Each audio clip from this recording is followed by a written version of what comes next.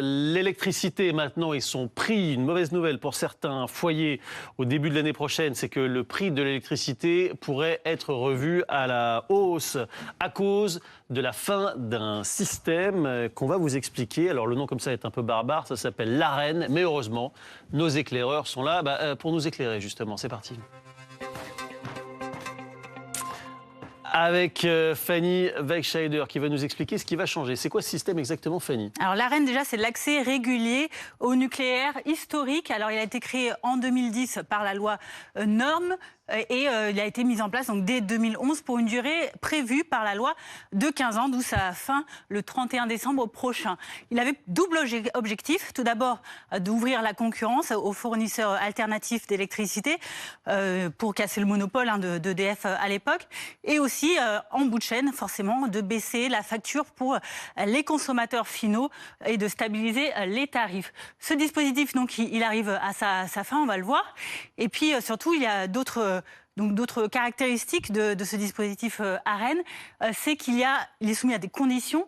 Le prix de vente est imposé à EDF. Il est soumis de vente à 42 € le mégawattheure à ses fournisseurs d'électricité alternatifs pour une quantité qui va de 1/4 à 1/3 de toute l'électricité qu'elle produit à la base de ces centrales nucléaires, avec un plafond de 100 TWh par an qu'il ne faut pas dépasser pour ne pas donc entrer en infraction avec cette loi. Il arrive à échéance ce dispositif parce que légalement, on l'a compris déjà, la date est dépassée, mais aussi parce que ces tarifs, 42 € du mégawattheure, ça ne correspond plus au coût de production d'électricité nucléaire aujourd'hui. On est autour de 60 environ.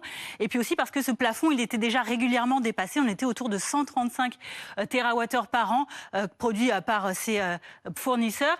Et puis surtout, il y a aussi eu des abus. Certains fournisseurs ont abusé et ont été condamnés. C'est le cas notamment de Mint Energy ou encore de BCM. Est-ce que ça va être un manque à gagner pour les consommateurs finaux? Alors, c'est en tout cas ce qu'estime Elowatt, qui est une entreprise spécialisée dans tout ce qui est transition énergétique du bâtiment.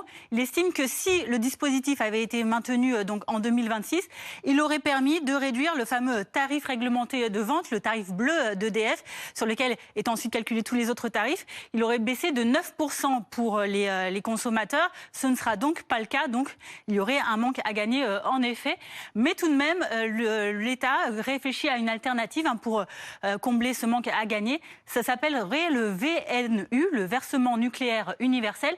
Il s'agirait de taxer tous les revenus qu'EDF se ferait en vendant son électricité aux fournisseurs, puisqu'il les achèterait, il les revendrait uniquement sur le marché de gros, là où c'est beaucoup plus cher que sur la version antérieure. Et donc cette taxation, elle reviendrait directement ensuite aux consommateurs qui verraient donc leur facture baisser. Et voilà, pour tenter de compenser, on met en place une usine à gaz pour en remplacer une autre. Fanny, merci.